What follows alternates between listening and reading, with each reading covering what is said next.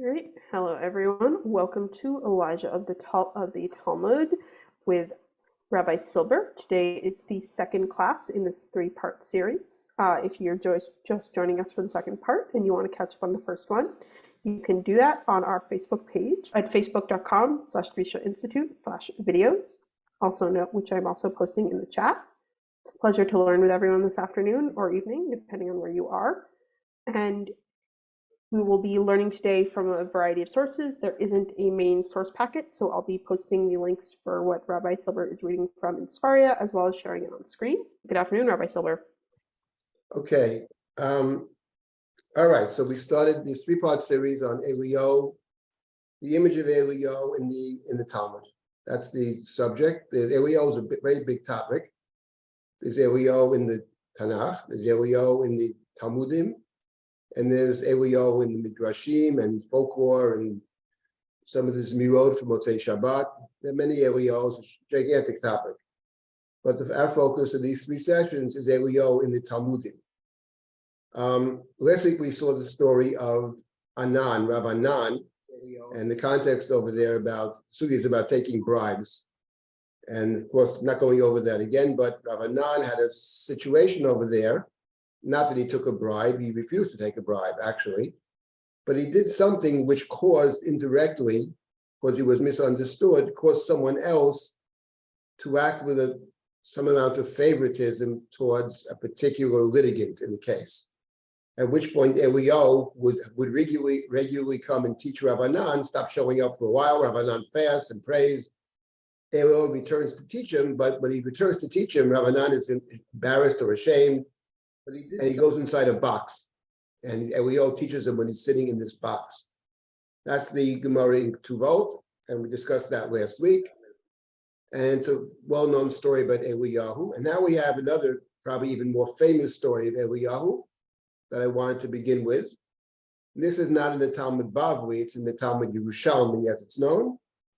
And it's quite a famous story, and the context of it is very important as well, the larger context.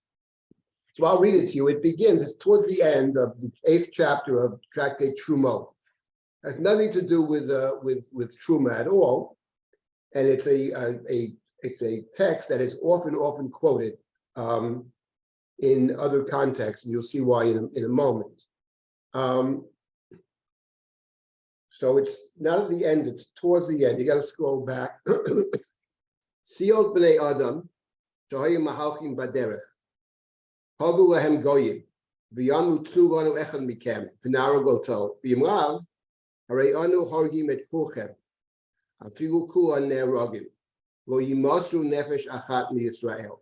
Okay, so the law is the following. If you scroll down to the English now, you'll see the translation. There's a Breita. There was a group of people, it was stated, a group of people that are traveling, met by Gentiles, who said, give us one of you that we may kill him. And if you don't hand them this one person, we'll kill everybody. It's a very famous case. And these kinds of things happened not so long ago. Give us one person. If you don't give us the one person, we'll kill everyone. So in this Breita, it says that you're not permitted to hand over anybody. And if all of them will be killed, they'll all be killed, including the one person that they including everybody. So you can't over one. Let's say there are 10 people, you can't hand over one, all 10 will be killed. That's the first part of it. Then the Breita continues, however, im yichadu, but if they singled out a particular person, they designated one person, then im yichadu, kagon Sheva ben Bichri, yimasru oto, v'yal hargu. Rabbi Shimon ben Lachish, v'hu she'eh chayav mita k'sheva ben Bichri. Rabbi Yochanan amar achal b'she'eno chayav mita k'sheva ben Bichri. Fine. So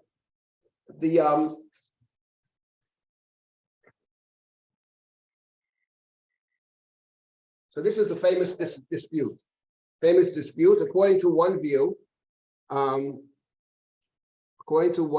if they singled somebody out, even an innocent person, give us X, innocent person. And if you don't give us X, we'll kill everybody, including X. So according to one view, then you're permitted to hand over X. It was an innocent party. According to the other view, that's Rabbi Yochanan. Reish Lakish says, no, if the person is innocent, you can't hand over the innocent person. You can't hand over anybody. The prototypical story that they're referring to is the story towards the very end of the book of Shmuel, where the city is surrounded. Yoav is chasing after Sheva ben Bichri, who had rebelled against the king. And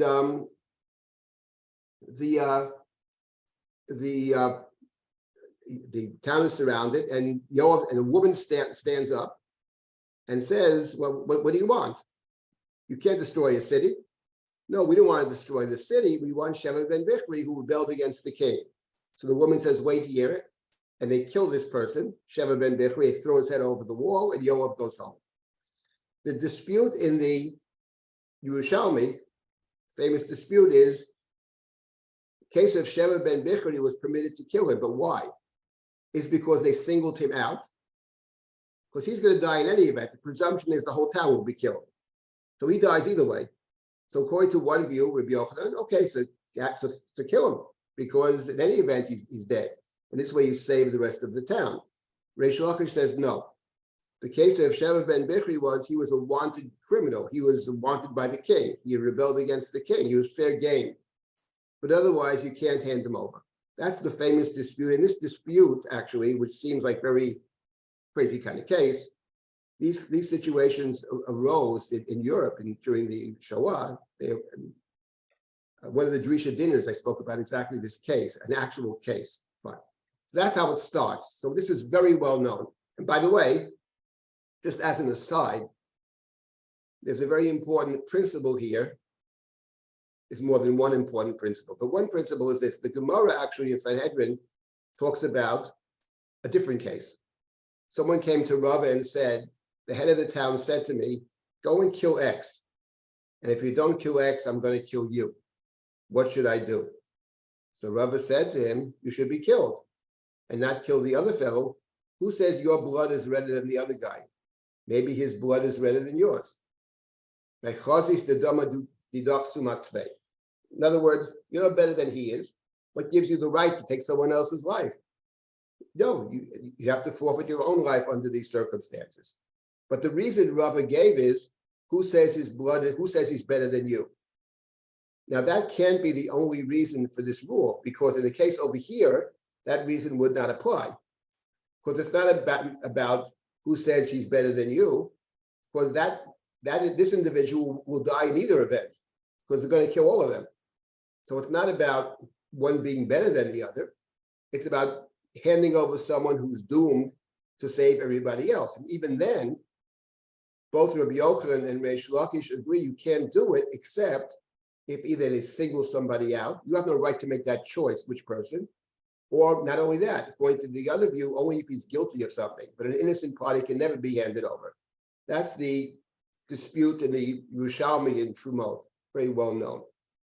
That's not but the story actually continues. Let's go beyond it now. So we have no Eliyahu Hanavi yet. So he's coming into the picture very soon. So let's go back and read the rest of it. Just scroll up. Right. So now, says, fine. Ula bar koshav chavash de, let's see. Ula bar koshav tevate malchuta. Orak v'ozal. Or v'ozal v'lulon. Rabbi Yoshua ben Levi. So there's this fellow, his name is Ula bar koshav, and the king was seeking him. The king used the king, he's wanted by the government. So he runs away to the city of Lud, and he runs to Yoshua ben Levi. Yoshua ben Levi is a very important person in the Talmud. He's at the same time as Rabbi Yochanan. He's known as a very pious person. And in the Talmud, he's the person that appears more often than anybody else in stories of Eliyahu Hanavi. He's the most prominent Amora that we often find him in connection with Eliyahu. Atun v'akfun medinta. So the armies of the governments came and surrounded. Amru lahen in letatun yahavenu leilon anan machrivan medinta.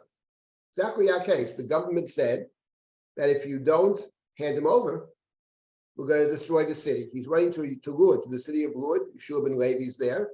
And the government surrounds the case and says, this is the guy we want. This Ula, Bar Koshav, he's wanted by the government. Hand him over or else. If you don't hand him over, we'll destroy the city. So Yoshua ben Levi ufaisei v'yahabenron. So Yoshua ben Levi went out to the government, to the army or whatever. He spoke with them and he handed over this fellow.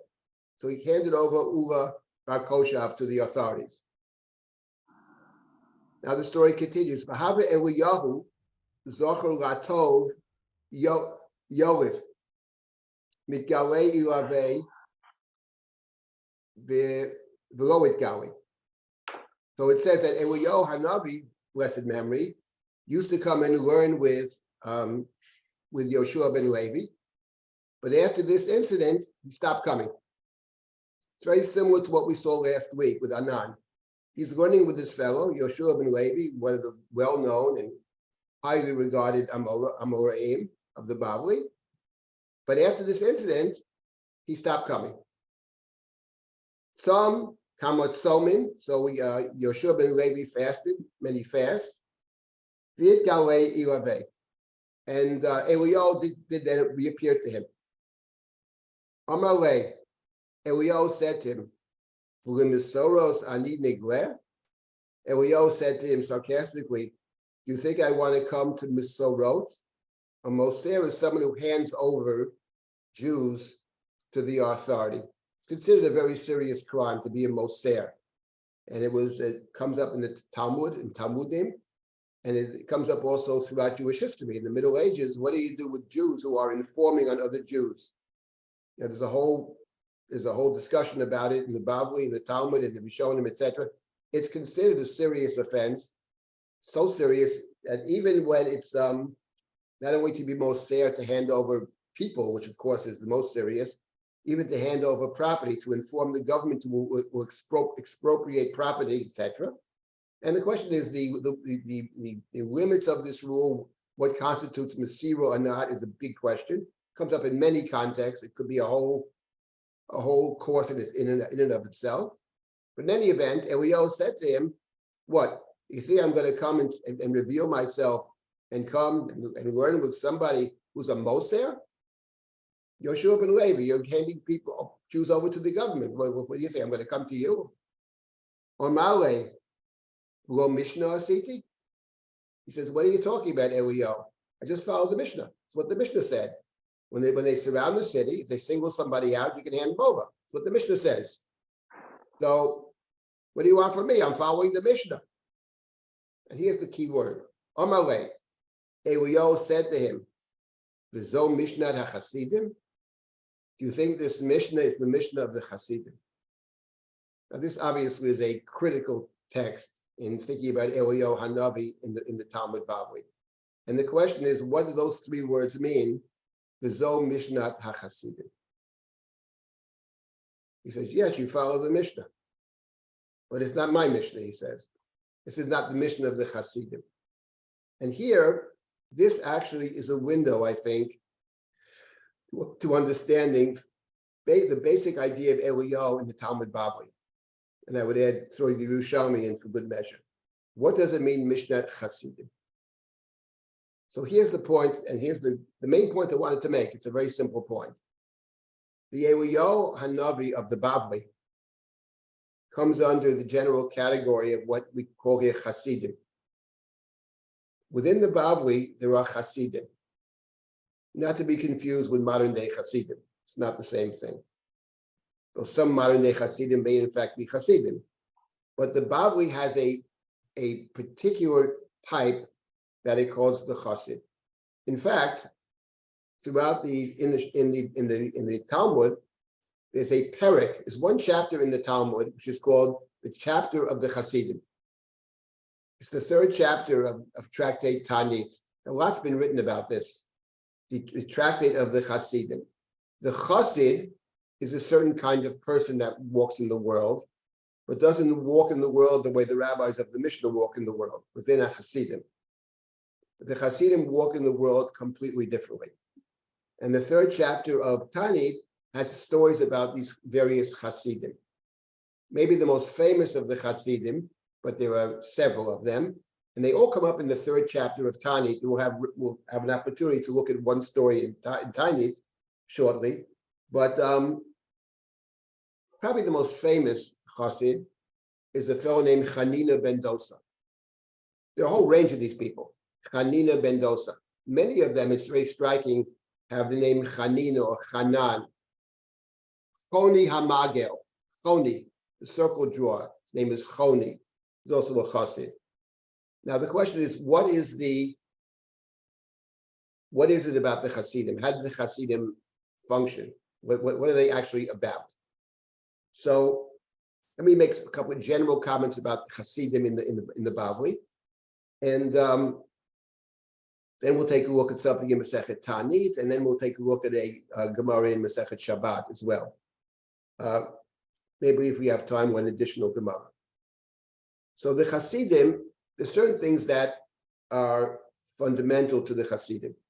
They don't operate the way we operate. They're living in a different reality. Hanina ben Dosa, there's one of the stories that, just to give an example, I think it's his daughter who wants to light candles for Shabbat, and she doesn't have any oil. So she goes back to her father and says, I have no oil to light the candles.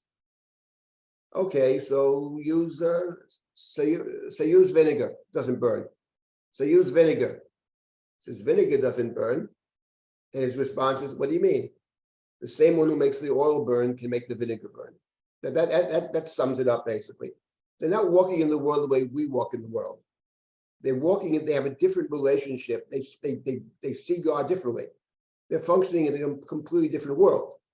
And that's a very good example of this. And another example would be the Gemara has a story about, also in that parak, that Choni is walking along in the wintertime, walking home, and it starts to rain.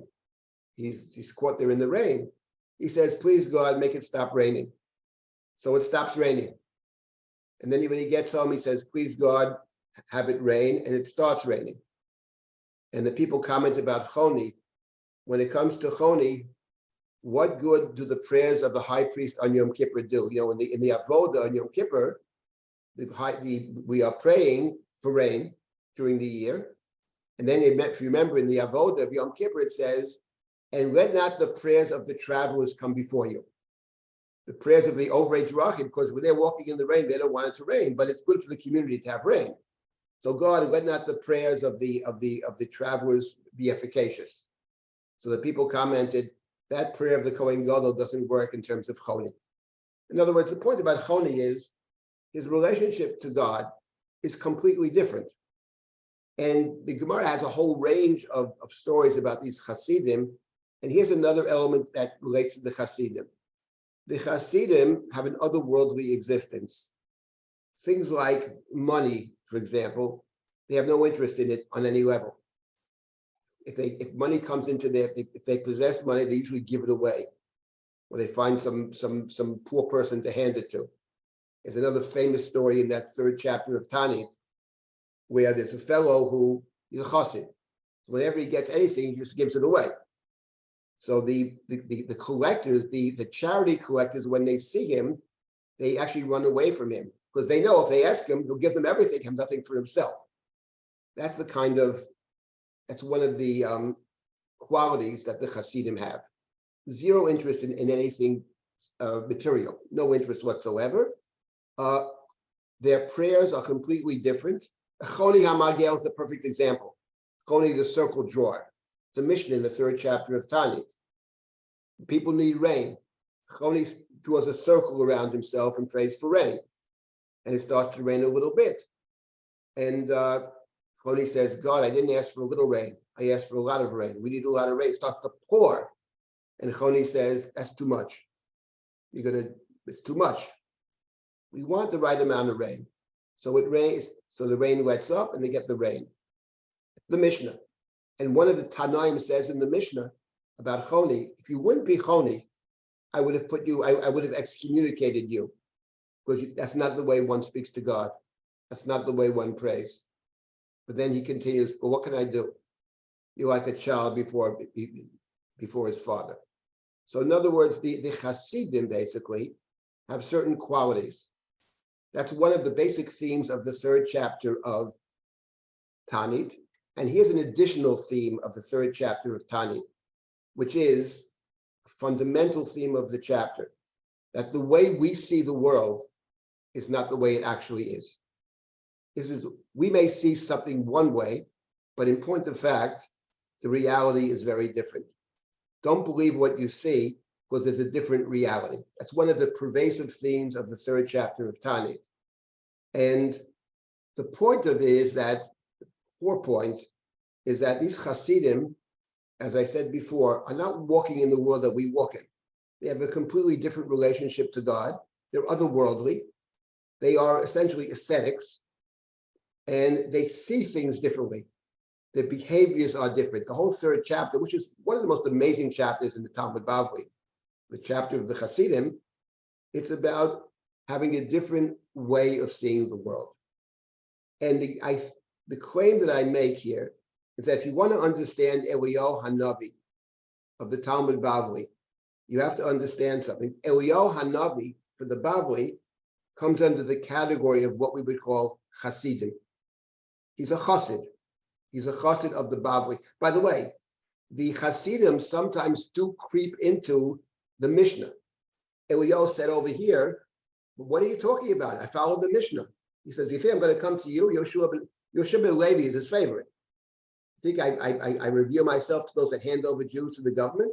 He says, what are you talking about? That's what the Mishnah says to do. I follow the Mishnah. It's not our Mishnah. It's not Mishnah Hasidim. It has a very particular meaning in my view over here. It's not more righteous, less righteous. It's that I don't function with this Mishnah. I have my own Mishnah. I have the Mishnah Hasidim. Before I stop and take comments and questions, I want to just make this point even more clearly. We saw, by way of introduction last week, and those that were in the sessions that we had earlier in the year about Eliyahu Hanavi, that the character of Eliyahu in the book of Melachim is based largely upon Moshe. He basically is brought back to Har Sinai, doesn't eat for 40 days and 40 nights. There's a revelation at Sinai, etc. He has a pupil, same as Moshe. He has Elisha, Moshe has Yoshua. So the story of Eliyahu Hanavi in the Torah, in the Tanakh, is crafted, is built upon the character of Moshe. Not that they're identical, but it's based upon it. And the text at the end of Malachi, Zichru Torat Moshe Avdi, is one of the last verses. The next verse is, Hinei Anochi Sholech Lachem et Eliyahu Hanavi. Right after we mentioned Moshe's Torah, we mentioned Eliyahu. The claim that I make, which is the core claim of these three sessions, is that Eliyahu is the Moshe figure and that he's a teacher of Torah. But Eliyahu's Torah is not identical to Moshe's Torah or to the Torah of the rabbis. They have the Mishnah. He has his Mishnah, which is Mishnah Chasidim. He has his things that he cares about, his things that he focuses on, etc. And it's coming from somebody who is a Chassid. That's the core claim over here. And I want to give a couple of examples that we will encounter. This is one of them. And it's very similar to what we saw last week with Rav Anan. He's angry at Rav Anan because Rav Anan, in his view, is guilty of shochad. What do you mean shochad? He turned the shochad down, if you recall. He doesn't accept it. He doesn't even want to even accept the gift. He accepts the gift at the end because the guy's bringing a gift to a scholar. And then he says, I can't try the case. He sends it off to somebody else who misunderstands why he sends it. And for this, normally you would say, it's unfortunate. I can't blame Rav Anan. He did the right thing. That's what we might say. But from Eliyahu's perspective, it's accepting shochad. The fact that you, in any manner, shape, or form, convey an impression that you might want to help this person and favor him in some kind of judgment is Eliyahu Hanavi, such a grievous crime that he simply won't talk to you anymore. You're his pupil. He teaches you, but he stops coming. The same thing over here. He stops coming, and Yoshua ben Levi says, what do you want from me? It's a Mishnah. Follow exactly what the Mishnah says to do. Okay, that's your Mishnah. I got a different Mishnah. That's the point over here. Okay, let me stop here for a moment and take comments or questions.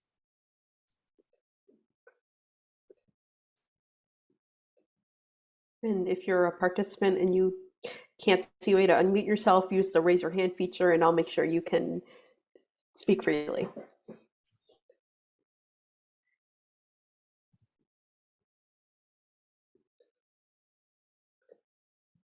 No questions in chat. By the way, I would add this one thing I would add over here, just to get to the larger context over here of this quite well-known case, that actually the rule itself, before you get to Sheva ben Bichri, the rule itself is actually not so obvious. In other words, the point is there are 10 people walking in the traveling, 10 travelers are traveling.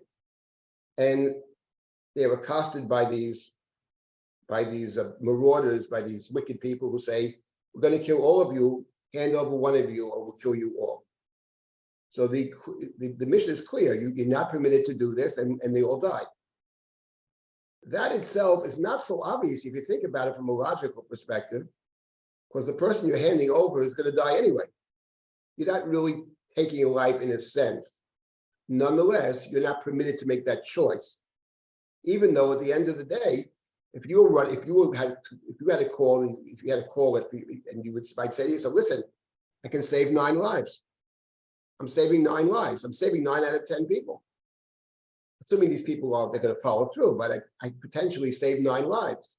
Okay, I'm giving up a life, but that person is dead anyway. So it's not so obvious, actually. And if you multiply, it's not 1 person in 10, but 1 in 500, you might see where you might make a different decision. But the mission is clear. You're not allowed to do that. That already is something.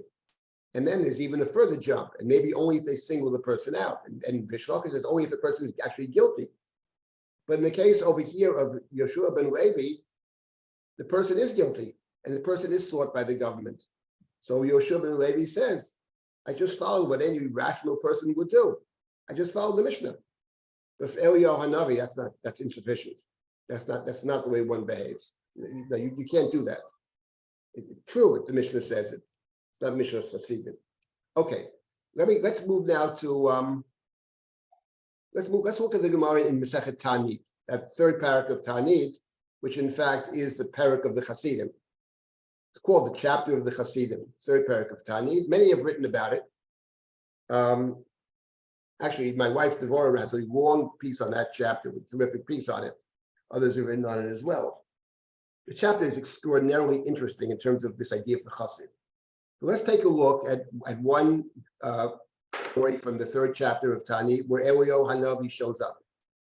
We have Eliyahu Hanavi. What's the first line for that? For the you have to post it. It's page by 22 or 21. I don't have it in front of me. It's on. You should have it there. You can't. Okay.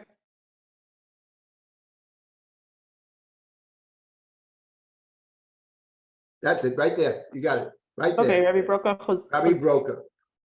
Okay, Rabbi Broka Chozah. This is from Tanit, third chapter, the chapter of the Hasidim. Rabbi Broka Chozah Havashchiach B'Shuka de Beirufat.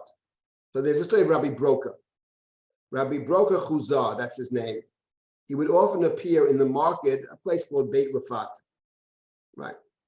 Havashchiach Eliyahu Gabei. And the Eliyahu would often appear to him. Remember, the Eliyahu of the Bavli often appears with various scholars. He teaches them, he learns with them, etc. Here's another such story. So they're in this marketplace of Beit Rafat, wherever that may be, and they're schmoozing.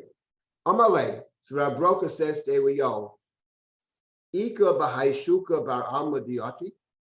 He says, let me ask you something, Eliyahu.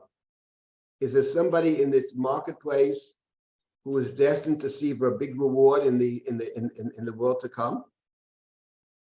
So Eliyahu Amalei says, no, I don't see anybody here who's that special, got a big reward in the world to come. Fine. Adahachi v'hachi chazalahu gavra davisayim misane uchmi v'orami chuta ditchilta begwime.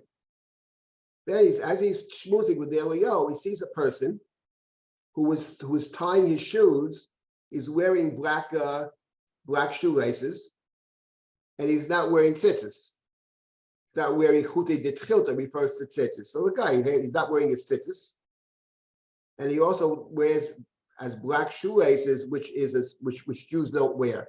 The famous Gemara in Sanhedrin, which talks about under what conditions you have to give up your life if they threaten you, they tell you must violate something. In a time where there's mass attempt to convert Jews, a few arka de misani, even they tell you to change your shoelaces. So apparently the Jews had a particular kind of garment, clothing, shoelaces, and they didn't have black shoelaces. So he sees this guy walking in the marketplace with all the other people. He's dressed like a non-Jew. He doesn't even have his tzitzis either.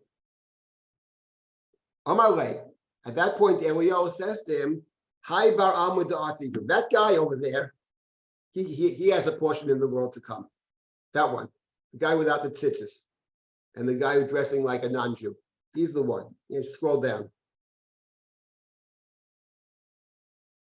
Rod Batres, Rabbi Broker ran after him. Amalei Mayuvdach. He said, what do you do? Amalei Zila Inna V'Tolamacha. He said to him, go away. Can't talk to you now. Come back tomorrow if you want to talk to me. All right. So he came back the next day. Lomacha Amalei Mayuvdach. Amalei Zandukna Ana. It means I think a jail guard of Zandukna, they translated here. Zandukna Ana. I believe I'm a jail guard. V'asarna Gavre L'chod V'Noshe L'chod. And in this jail there are men and women. I make sure to separate the men from the women. Uramina Purai Ben Hani Lahani. And I put my bed between them. I sleep between the two sections to make sure that the men don't come to doing something which is forbidden. Ki chazino bat Yisrael, the Ahavi Nachrim Allah. When I see that there's a young Jewish woman, and that the non-Jews have their eyes set upon her, Masana nafshai umatzilnala. Then I jump in, endangering myself, and I save her.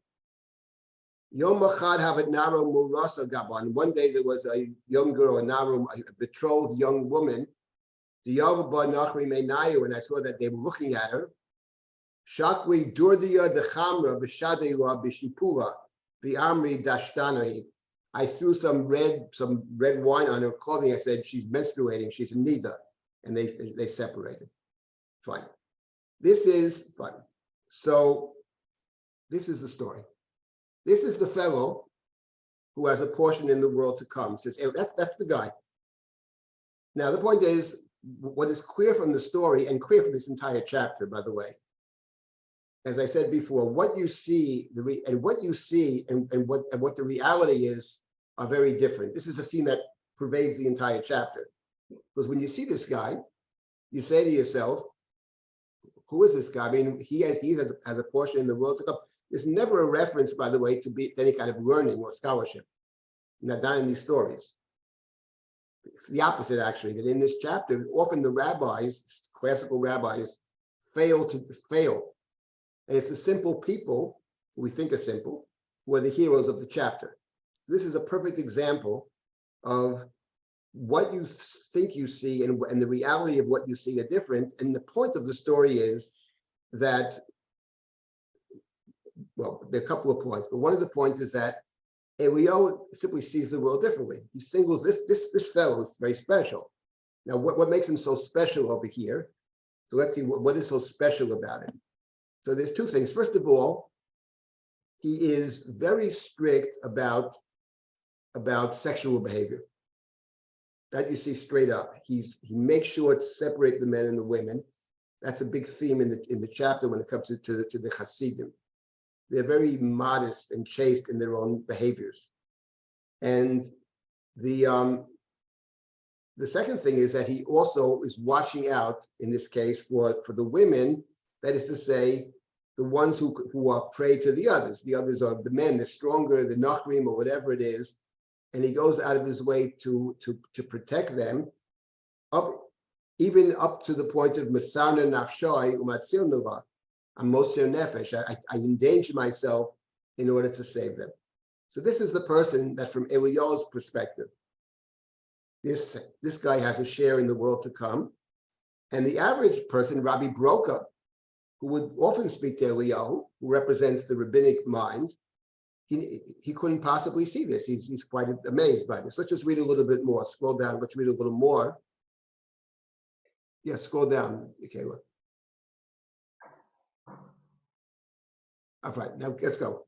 Amalei, stop. Amalei. So Rabbi Broka said to him, "My time letron chuti, v'ramit misani uchmi. Why do you wear black shoelaces? Jews don't wear those things."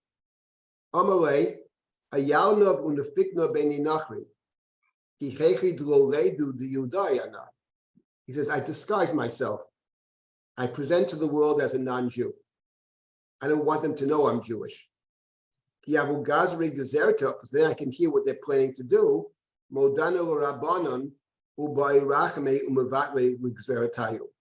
Then I can run off to the rabbis who will pray and who will cancel, their prayers will cancel the gzera. When I asked you what you do, why does he come back tomorrow? Because at that point I had heard about something they planned to do.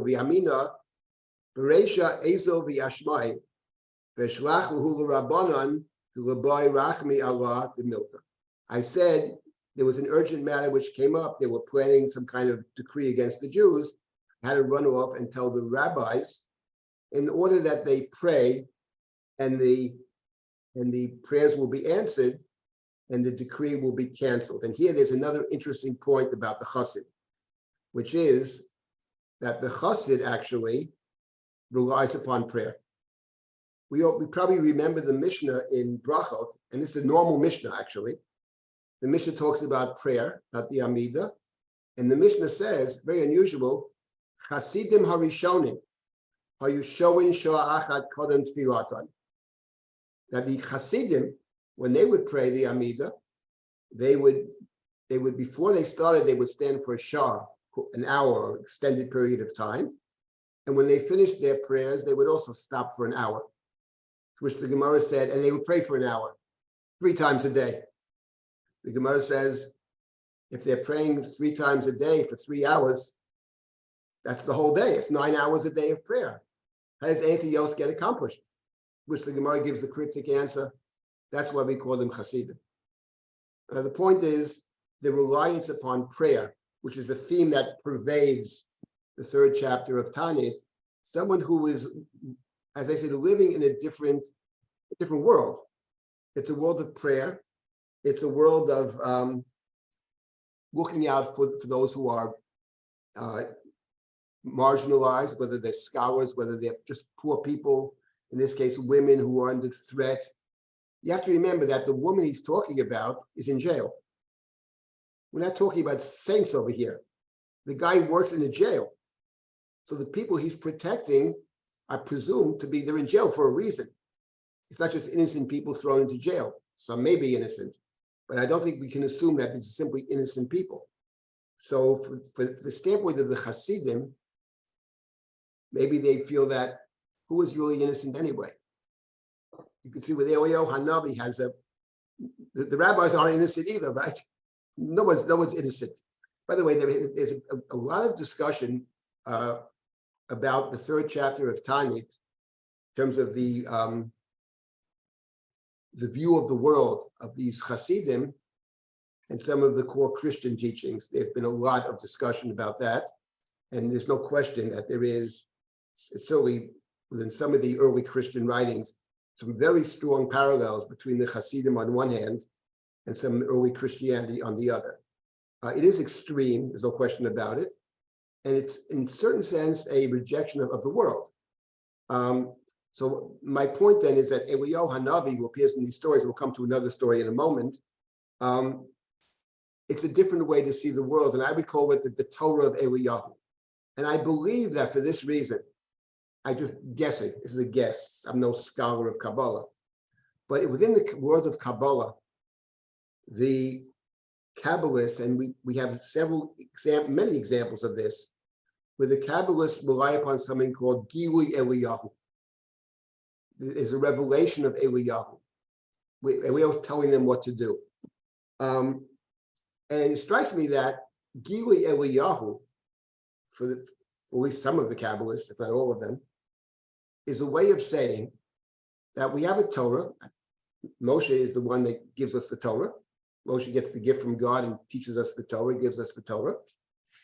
And that Moshe's Torah was sealed. And when Moshe is an interpretive tradition, but the Torah that we got at Sinai, and that's a sealed Torah. And yes, we have the obligation to keep on interpreting this Torah. But we don't rely upon revelation. Lo b'shamayim, right? What do we say? Lo b'shamayim. The Torah is not in heaven. So there's no more revelations of Torah. Whatever we do now is based upon our own thinking, our own understanding. That may be true in one realm. But for the Kabbalists, they come up with a different concept called Gilui Eliyahu, the revelation of Eliyahu. You see the word revelation is used in the story over here. Do you think I reveal, with Yeshua ben Levi, you think I reveal myself to those who hand over Jews? So the idea that, not Moshe, but the one based on Moshe, continues to instruct, that's what they call Gilui Eliyahu. I think that entire idea, which is very interesting, is rooted in some sense in the Bavli, but also even in the verses in the Tanakh, where Eliyahu is presented as based upon the character of Moshe. Let me just say before I stop again and take comments or questions that what interests me personally in these statements in the Talmud and even in practice and folklore, I always like to try to see what is it in the biblical text that they're picking up. There's something in these texts, they're picking up on something. Now they take it in 100 different directions. I'm not suggesting that all of this is implicit in the biblical text, but I do believe that the tradition, whether it's the tradition of the Mishnah and the Gemara or the Kabbalistic tradition, the Kabbalists don't invent that many things. I mean, they invent stuff, but what they do often is embellish or expand or extend. And in other words, the idea that Eliyahu is a Moses type figure, which appears both in the text in Malachim and also in Malachi, that's something that the Talmud presumes. And the Talmud then is running with it. And the Talmud is suggesting that actually Eliyahu Hanavi has a different Shulchan Aruch. He's a different way to see the world. And within our world, there are different kinds of people. There may be Rabbi Akiva, the scholars of the Mishnah. That's one kind of leadership. And then there are these other, I would say, otherworldly figures. Hanina ben Dosa, Chonia Magel, and many others, many of whom appear in that chapter. And they are just a different way to behave. It's an amazing chapter, actually, the third chapter of Talmud. So this is a good example of that. Let's see, scroll down a bit more. Let's see if there's anything else over here. Yes, yes, one more story here. Okay, let's read the next story too. Meanwhile, Adahachi Bahachi means meanwhile. Atu Hani Tre Achi. Meanwhile, Rav Broka is still standing in the street with Eliyahu Hanavi. He came back the next day, but he's still there. Omale. So Eliyahu Hanavi says to him, Hanuch Nami B'nei Yama Da'ati. Those two brothers over there, they also have a stake in the world to come. So Rav Broka is there. Azal Gabayu. So Rav Broka went to them. Amalahu, Mayov Daichu. Says, what do you two do? Amri Le, Inshi Beduche Yanan. This is a wonderful story. Inshi Beduche Yanan, Mivadchinan Atzivi. Inami ki chazinan betrayed itru tigra ba'adayo, tarchinan v'yavdinu lahu shlama. What do you two brothers do? These are two people. Everybody, no one in the shuk is so special, but these two guys, these two guys have a share in the world to come. He walks over to them. Who are you? Oh, we are comedians. Badchanim. We're jesters, we're jokers. And what do? We try to cheer up sad people. Inami, additionally, when we see that two people have a dispute, we make an attempt to make peace between them. Now here, this is actually quite interesting, I think. It's very interesting. I mean, Yes, we know about Jewish humor, you know what I mean? Jewish humor, I mean, Freud has a book about jokes and the unconscious. And what jokes are often about, actually, is about a different way to see the world. In other words, what the joke is, we're used to seeing the world one way. And the joke suddenly is about someone who sees the world one way is suddenly telling us implicitly that he sees the world a very different way. And what he said before is not the real way he sees the world, but he sees the world other. I'll give you one example of it, one of Freud's jokes in his book about jokes. He explains the jokes. And it strikes me that this is actually related to the story over here. The story, by that I mean, they see that these two jokers have a share in the world. They're seeing the world in a different way. And I'll give you one example. Most of Freud's jokes are about, many of them are about matchmaking. The shadchan. The shadchan brings this fellow to the house to meet his prospective bride. He's never met her before. He's blind, he's going to meet the prospective bride. So he walks into this house, a beautiful house, and the shadchan turns to him and says, "Look at this house. Look what's in this break front. Look at the beautiful gold and silver Kiddush cups and Havdalah things and all this beautiful gold." So the guy says to the prospective groom says to the shadchan, "It is very beautiful, but how do I know it's actually theirs? Maybe for the occasion, they went to their neighbors and borrowed all these things." So the shadchan says, "Are you kidding? Who would give these people anything?" And so Freud's analysis is very good. Freud's analysis is the shadchan is always lying because he always wants to make the deal, wants to close the deal. Once he sees the objection, though, he can actually tell with the truth what he really thinks, And the contrast between what we say and what we actually think, that's one of the main points for Freud about that. That's where this joke is. The joke is not the way I've been saying I see things, but let me tell you the truth, And then we laugh because we recognize the contrast between what he's been saying. Look how wonderful. And then he says, the guy objects. "Are you kidding? Who are these? No one would give these people anything." So the point is that the badchan is actually very interesting because perhaps it plays into what I mentioned earlier about seeing the world in a different way.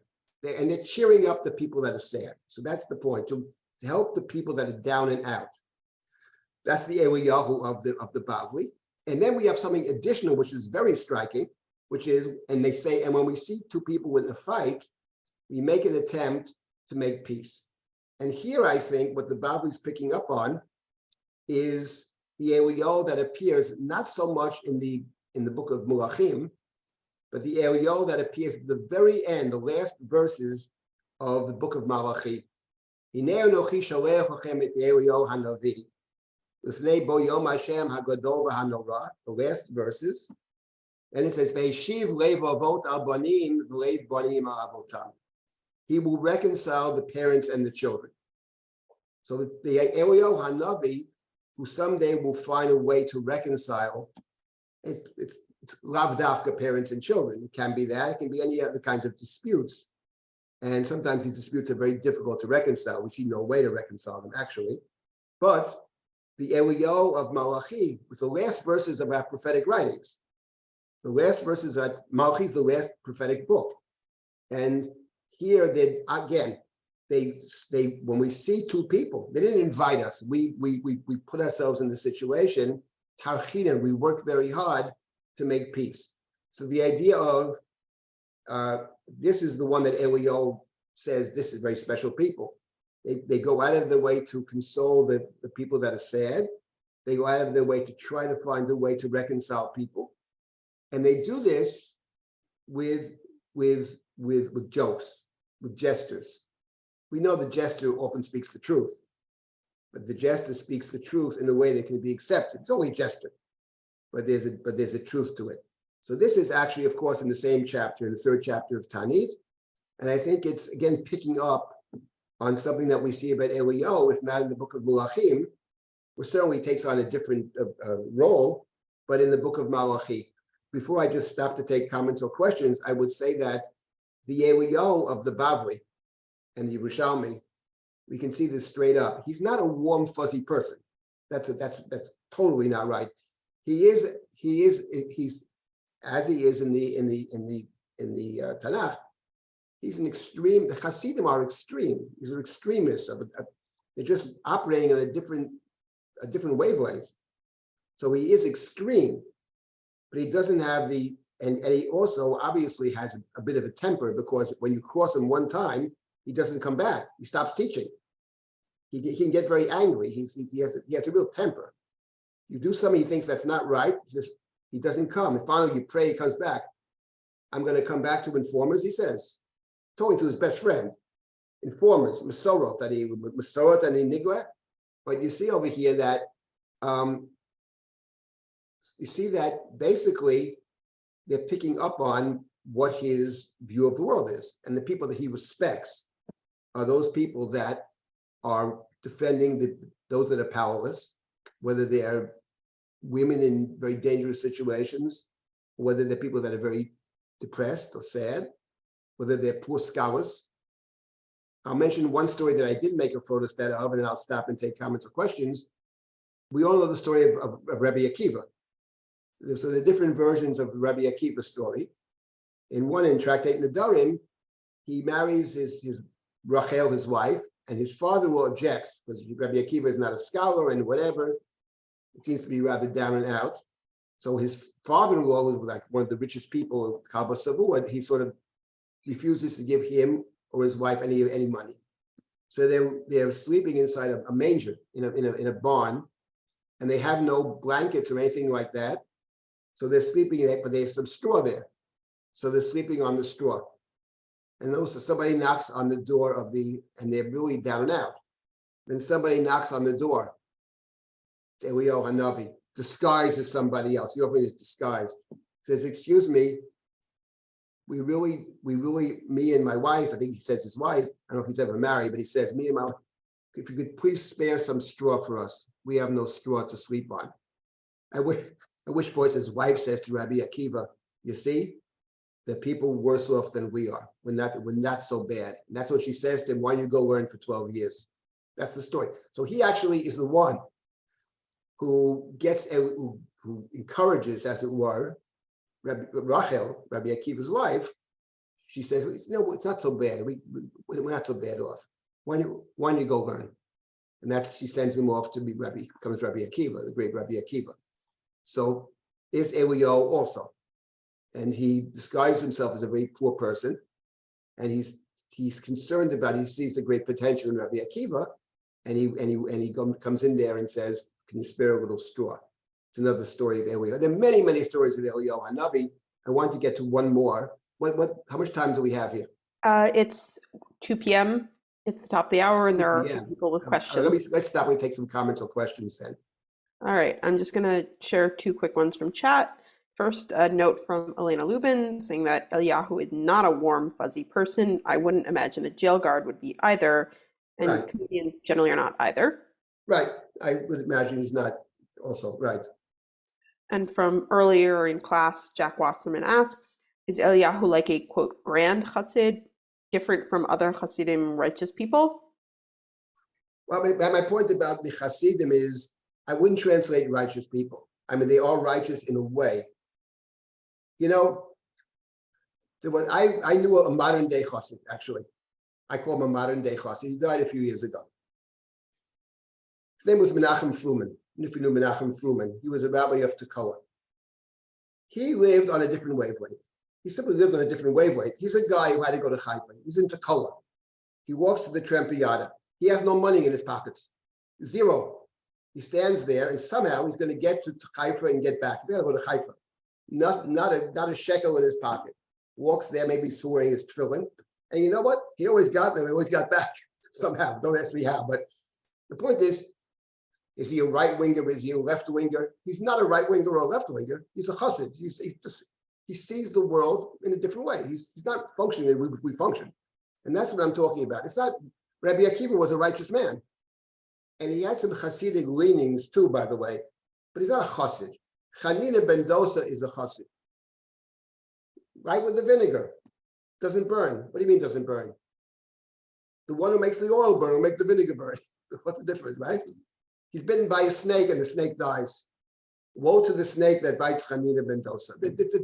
He's operating in a different, he's seeing the world in a different way. And my point about Eliyahu Hanavi is that it's a different kind of Torah.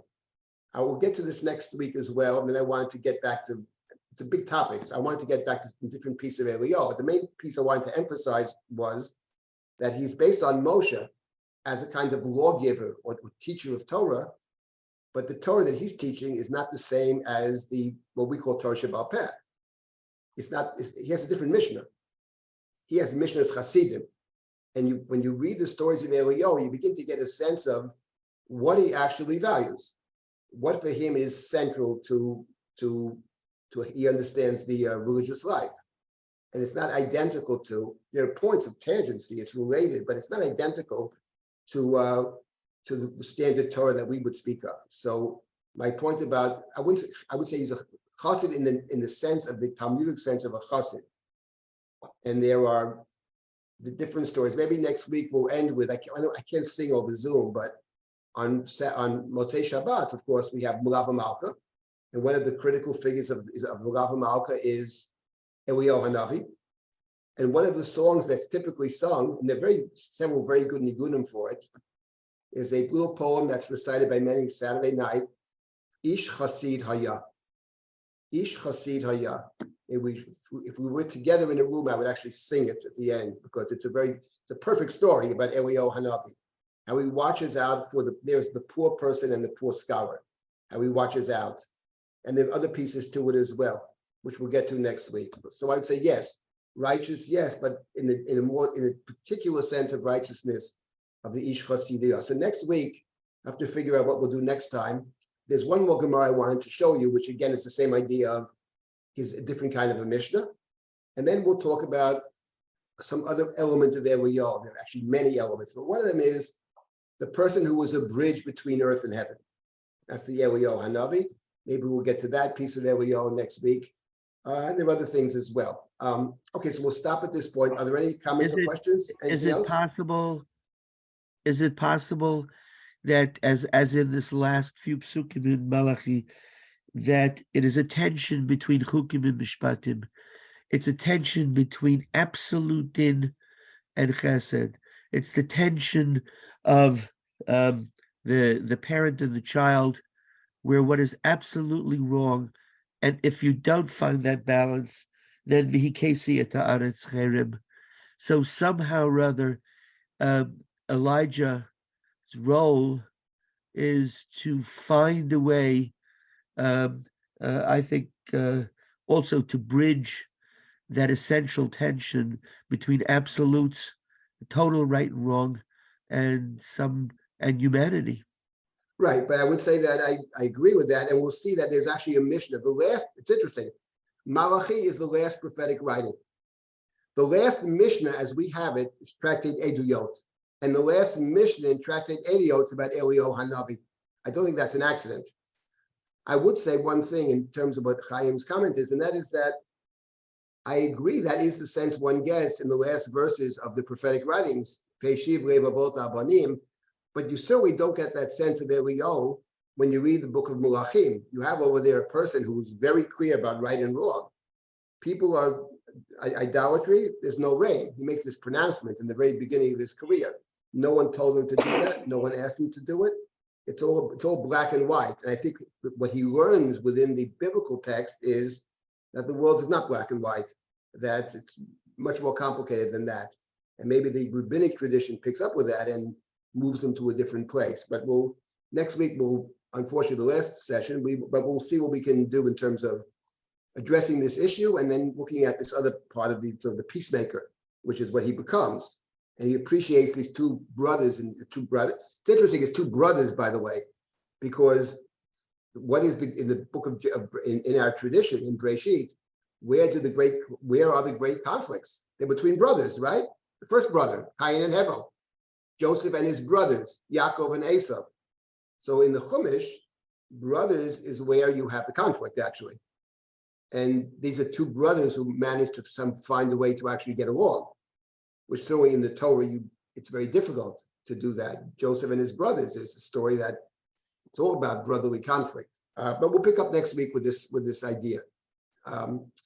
Okay, so we'll stop at this point. Thank you very much. Looking forward to next week and completing this little mini series on Eliyahu. All right. Thank you, everyone, for joining. If you have questions for Rabbi Silber that come up after class, you can reach him by email at dsilber@drisha.org. Thank you, everyone.